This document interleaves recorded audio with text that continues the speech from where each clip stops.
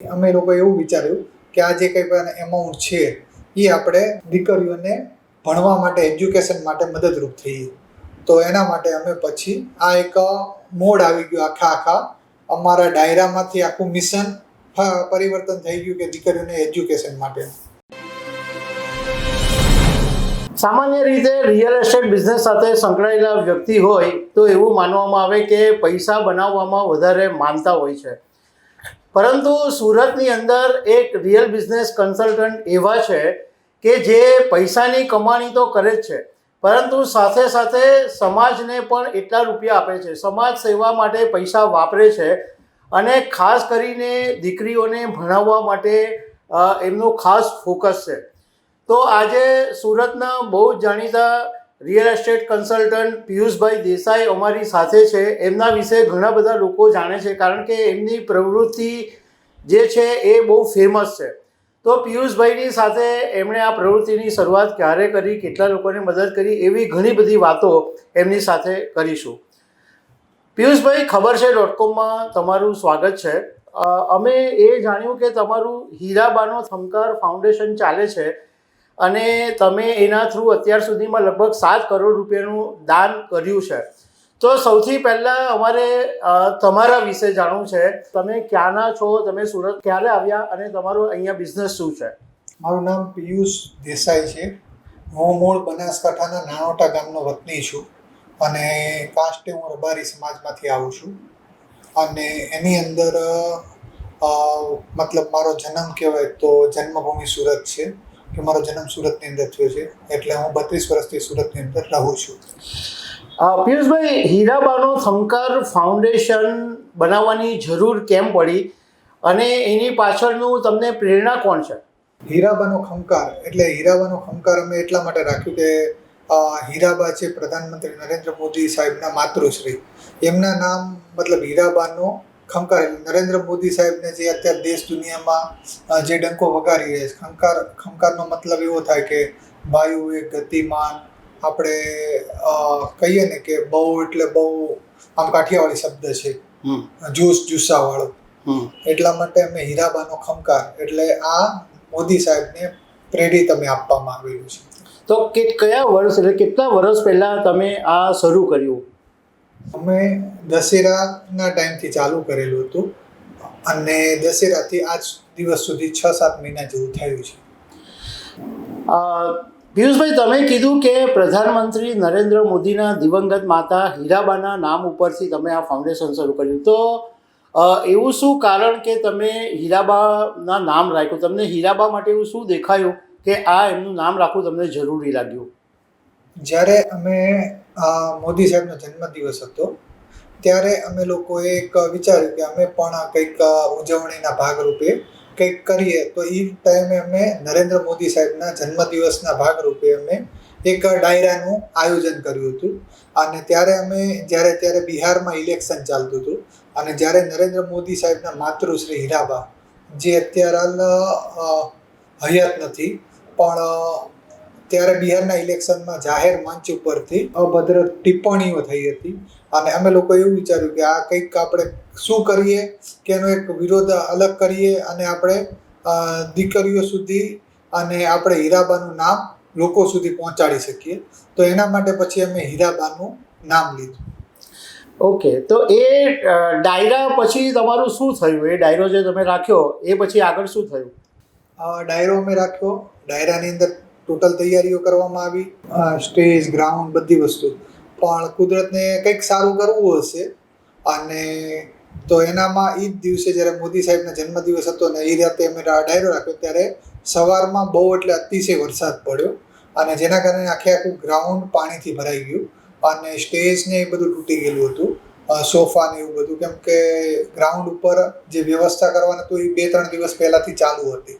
પછી કોઈ પોસિબલ લાગતું નહોતું કે અહીંયા આગળ ડાયરો થાય, કેમ કે પાણી ભરાયેલા હતા ગ્રાઉન્ડમાં અને વરસાદ બપોરના બી એટલો પડ્યો હતો અને સાંજે ડાયરો થાય એવું નહોતું.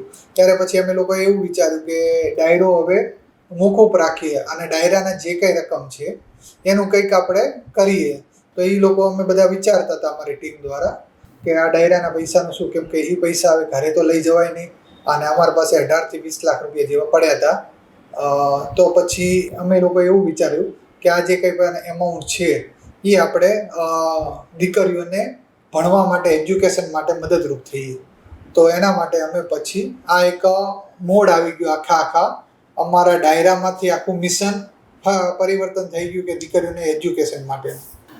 પિયુષભાઈ, હીરાબાનો ખમકાર ફાઉન્ડેશન જે તમે શરૂ કર્યું એમાં કયા પ્રકારની સેવાકીય પ્રવૃત્તિઓ થાય છે? એટલે માત્ર દીકરીઓને ભણવાનું કે બીજું બધું કંઈ પણ થાય છે? આની અંદર અમારા સેવાકીય કાર્યની અંદર અમે લોકો દીકરીઓને ભણવા માટેની મદદ પહોંચાડીએ છીએ. બીજી વસ્તુ એવી છે કે હમણાં જ અમે લોકોએ પાટીલ સાહેબના જન્મદિવસ નિમિત્તે 1,25,000 જેટલી નોટબુક વિતરણ કર્યું જે સુરતની સ્કૂલોમાં, અને 72 જગ્યાએ અમે વોટર હાર્વેસ્ટિંગ કર્યું કે જેનાથી પાણીનો સંગ્રહ કરી શકીએ અને બચાવ થાય. અને બીજું પાછું હર્ષભાઈના જન્મદિવસ નિમિત્તે હીરાબાના ખમકાર ફાઉન્ડેશન દ્વારા ત્યારે અમે એવું નક્કી કર્યું કે સાયબર એટેક જે થઈ રહ્યા છે અને લોકો વચ્ચે સાયબર એટેક રોકવા માટે, તો એના માટેની અમે એક પત્રિકા બહાર પાડી અને ત્યારે જ મતલબ 42,000 જેટલી નોટબુક વિતરણ કરીને 42,000 જેટલી સાયબરથી બચવા માટેની સાવચેતીના પગલાં ભરી શકે એની જે પત્રિકાઓ બહાર પાડવામાં આવી હતી. એટલે ટોટલ 84,000 જેવી અમે ત્યારે પત્રિકા બહાર પાડી હતી. પિયુષભાઈ, આ જે તમે દીકરીઓને નોટબુક અને ભણાવવાની વાત કરો છો, તો એમાં ક્રાઇટેરિયા શું હોય છે? એટલે શું માપદંડ હોય કે કઈ દીકરીઓને આની અંદર તમે મદદ કરો? આની અંદર અમારે લોકોને એવું છે, અમારી ટીમ દ્વારા ડિસાઇડ કરવામાં આવે છે. અમે પહેલાં એક ફોર્મ બહાર પાડીએ છીએ.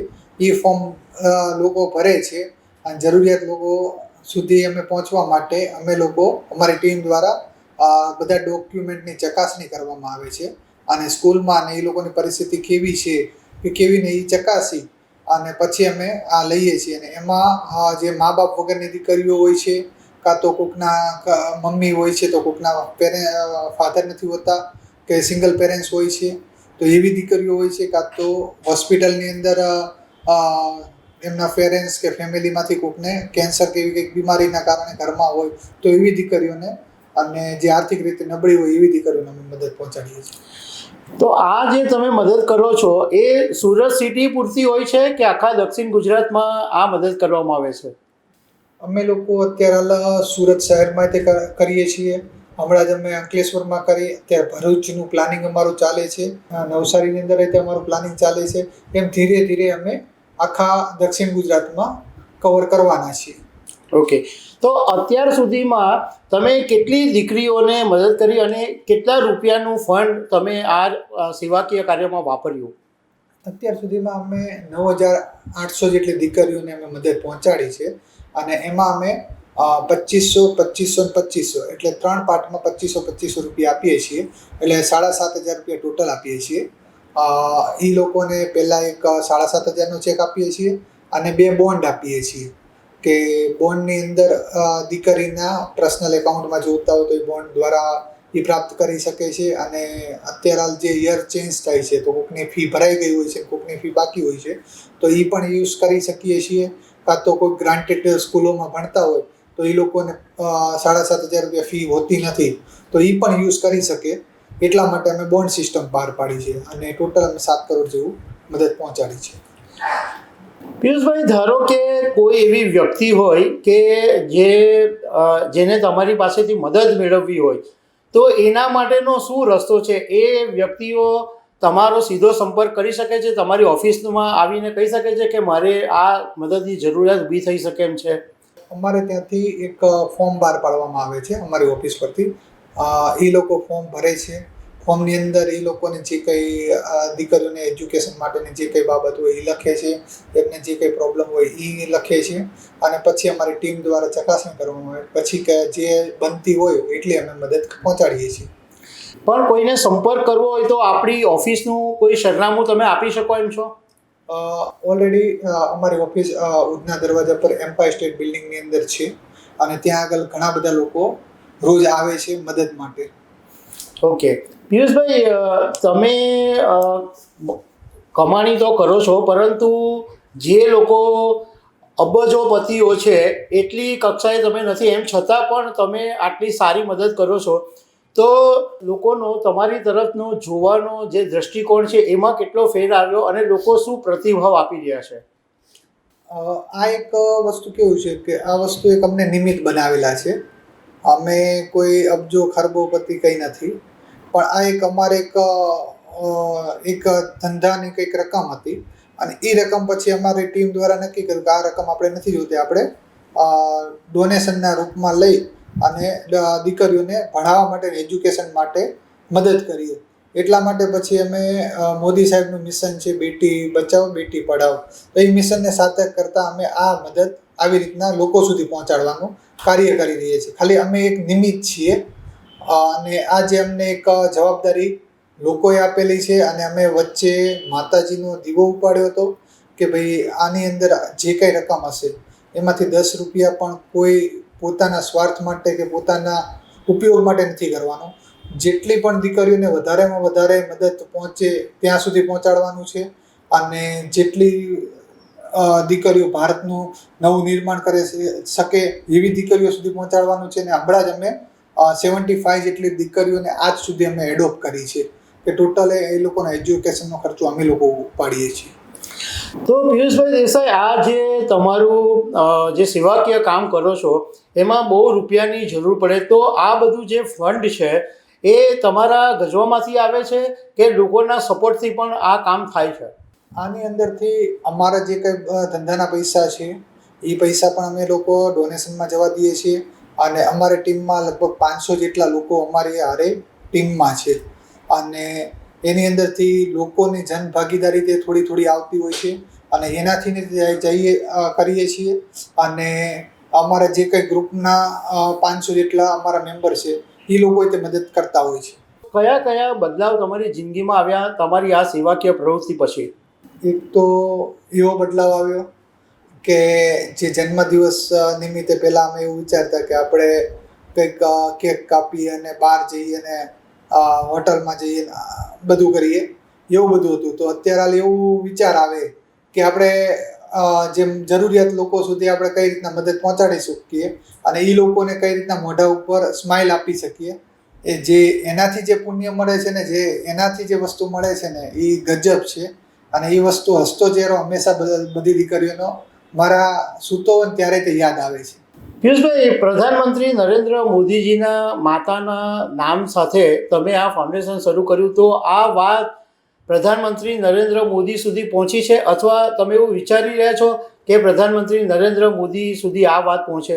ચોક્કસ એક જુસ્સો ને એમનો જે છે એટલે અમને પણ એવું થાય કે ક્યારેક ભવિષ્યમાં મોદી સાહેબ સાથે અમારે પણ મુલાકાત થશે અને મોદી સાહેબને કદાચ ખ્યાલ હોય ના હોય એ અમને નથી. તો અમે આ એક એમના માતૃશ્રીને એમના માટે કરી રહ્યા છીએ. એટલે એક અમને એક અંદરથી એવો ભાવે તે છે કે એમને પોતાને આ વસ્તુની ખ્યાલ હશે જ, કેમ કે એમને નાની નાની વસ્તુની ખ્યાલ હોય છે.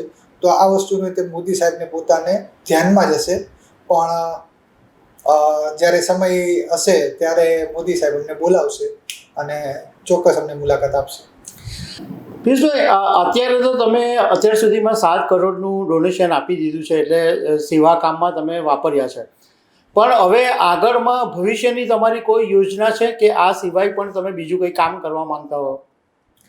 ભવિષ્યમાં અમારો વિચાર એવો છે ટીમ કે અમે લોકો એક સંકુલ બનાવવાના છીએ હીરાબાના નામનું, અને એ સંકુલની અંદર જે કોઈ દીકરીઓ પૂરા ભારતમાંથી જે સંકુલમાં ભણવા આવી શકે એ અંદર એજ્યુકેશન લઈ શકશે. અને એ સંકુલની અંદર સાથે સાથે એ દીકરીઓ પાર્ટ ટાઈમ એમને કામ કરવું હશે તો બહારથી અમે કંપનીઓ સાથે ટાઈઅપ થશું અને એ લોકો પાર્ટ ટાઈમ સંકુલની અંદર જ જોબ આપશે. અને બીજું કે અમે જે ફોરેન જેવું એજ્યુકેશન એ અમે આ સંકુલની અંદર લાવશું. કે આપણે ઘણા બધા લોકો એવું કહે છે કે ભાઈ મારો છોકરો કે મારી છોકરી અમેરિકા ભણે છે કે કેનેડા ભણે છે કે લંડન ભણે છે, તો એ લંડનને એવી પદ્ધતિ અમે લોકો અહીંયા આગળ લાવવાના છીએ. એક આવો વિચાર છે. જી પિયુષભાઈ, તો તમારો કહેવાનો મતલબ એમ છે કે તમે અહીંયા સુરતમાં એક એવી હોસ્ટેલ દીકરીઓ માટે કદાચ બનાવવાનું વિચારો છો કે જે એને અહીંયા ભણવા બી મળે, રહેવા બી મળે અને એની કારકિર્દી પણ બને?